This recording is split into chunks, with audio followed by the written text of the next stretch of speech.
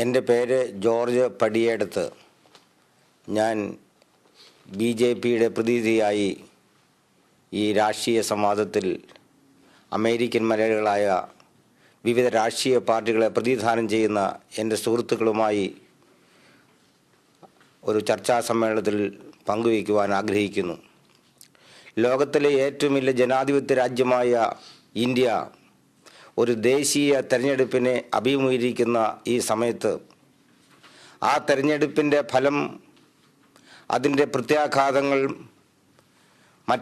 എന്നത്തേക്കാൾ ഉപരിയായി ലോകം എല്ലാവരും ഉറ്റുനോക്കിക്കൊണ്ടിരിക്കുകയാണ്. കാരണം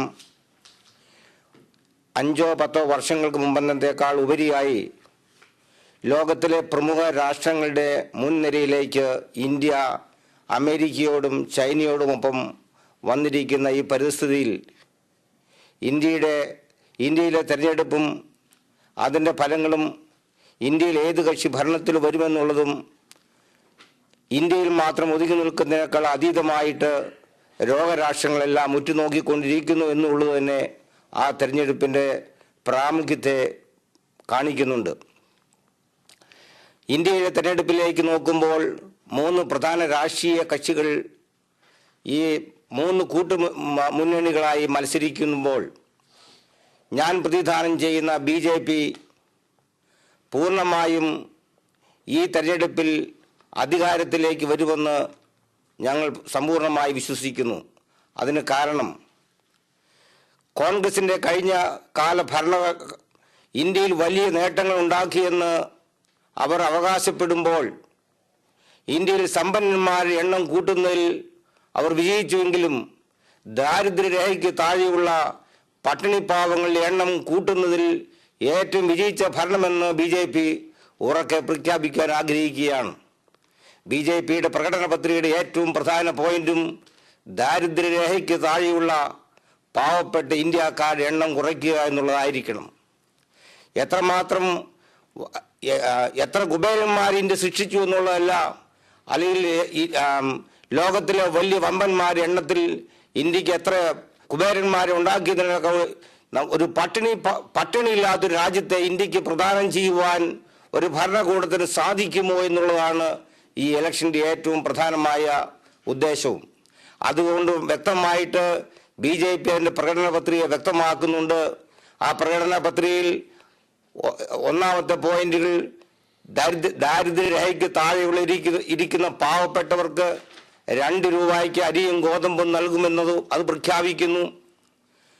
3 ലക്ഷത്തിൽ താഴെയുള്ളവർക്ക് ആദായ നികുതി ഇളവ് കൊടുക്കുമെന്നത് പ്രഖ്യാപിക്കുന്നു. വനിതകൾക്കും പാവപ്പെട്ടവർക്കും വിദ്യാർത്ഥികൾക്കും 4% പലിശ നിരക്കിൽ വായ്പകൾ കൊടുക്കുന്നത് പ്രഖ്യാപിക്കുന്നു. ഇന്ത്യക്കകത്തും പുറത്തും ഭീഷണിയില്ലാത്ത മതേതരത്വം പുനഃസ്ഥാപിക്കുന്ന, പിടിച്ചു നിർത്തുന്ന വ്യക്തമായ രൂപരേഖയുള്ള ഒരു ഭാരതത്തെ BJP വാഗ്ദാനം ചെയ്യുന്നു.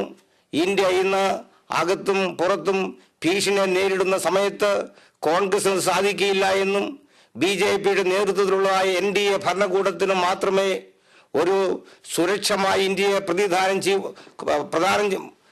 സംഭാവന ചെയ്യുവാൻ സാധിക്കുകയുള്ളൂ എന്നുള്ള പൂർണ്ണ വിശ്വാസം BJPക്കുണ്ട്. ഈ ദേശീയ ഇലക്ഷനിൽ ഞാൻ കൊച്ചു കേരളത്തിലേക്ക് 1 മിനിറ്റ് ഒന്ന് കടന്നു പോവുകയാണ്. അവിടെ ചെയ്യുമ്പോൾ അവിടെ ഇടതു മുന്നണിയും UDF-ഉം വികൃതമായ മുഖങ്ങളെ കാഴ്ചവെച്ചിരിക്കുകയാണ്. അതായത് വർഗീയ സംഘടനകളെ വോട്ടുകൾ മേടിക്കുന്നതിലും അവരുടെ ഭാഗമാക്കാവുന്നതിലും അവർ ഒരുപോലെ മത്സരിക്കുകയാണ്. മദനിയുടെ കൂട്ടുചേർന്നുകൊണ്ട് ഇടതുപക്ഷം അതിന് മുഖം വൈകൃതമാക്കിയപ്പോൾ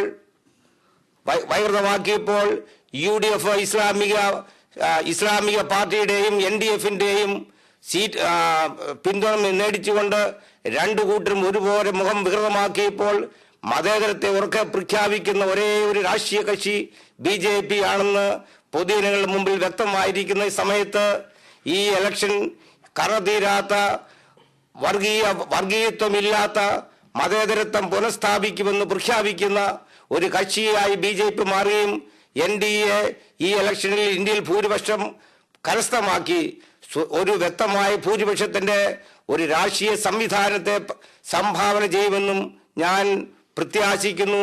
ഈ ഇലക്ഷനെ സംബന്ധിച്ച് ശ്രീ കൊച്ചുമൻ ജേക്കബ് ഇടതുപക്ഷത്തിന്റെ പ്രതിനിധിയായിട്ട് എത്തിയിട്ടുണ്ട്. അദ്ദേഹത്തിന്റെ അഭിപ്രായം നമുക്ക് കേൾക്കാം.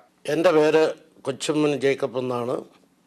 ഇന്ത്യൻ പാർലമെൻറ്റ് ഇലക്ഷനിൽ മെയിനായിട്ട് 3 മുന്നണികളാണ് കേന്ദ്രത്തിൽ ഇന്ന് ഉള്ളത്. ഒന്ന് NDA, BJP പ്രതിദാനം ചെയ്യുന്ന NDA, കോൺഗ്രസ് പ്രതിദാനം ചെയ്യുന്ന UPA ആൻഡ് 3-ാം മുന്നണി. ഞാൻ 3-ാം മുന്നണിയുടെ പ്രതിനിധിയായിട്ടാണ് ഇപ്പോൾ സംസാരിക്കുന്നത്. NDAക്ക് ഭൂരിപക്ഷം കിട്ടത്തില്ലെന്ന് അവരുടെ വക്താവ് സുഷമ സ്വരാജ് തന്നെ ഈയിടെ പറയുകയുണ്ടായി. അവർ മതവികാരം ഇളക്കി വിട്ടിട്ട് അവരുടെ രാഷ്ട്രീയ പ്രമേയത്തിൽ തന്നെ പള്ളി പൊളിച്ച് അമ്പലമുണ്ടാക്കുമെന്ന് ഇങ്ങനെയുള്ള പദ്ധതിയുമായിട്ടാണ് NDA മുന്നോട്ട് പോകുന്നത്. അതിൽ താല്പര്യമില്ലാത്ത പല മുന്നണികളും അതിൽ നിന്ന് പിന്മാറി നിൽക്കുകയാണ്, അല്ലെങ്കിൽ അവർക്കെല്ലാം അതൃപ്തിയുണ്ട്.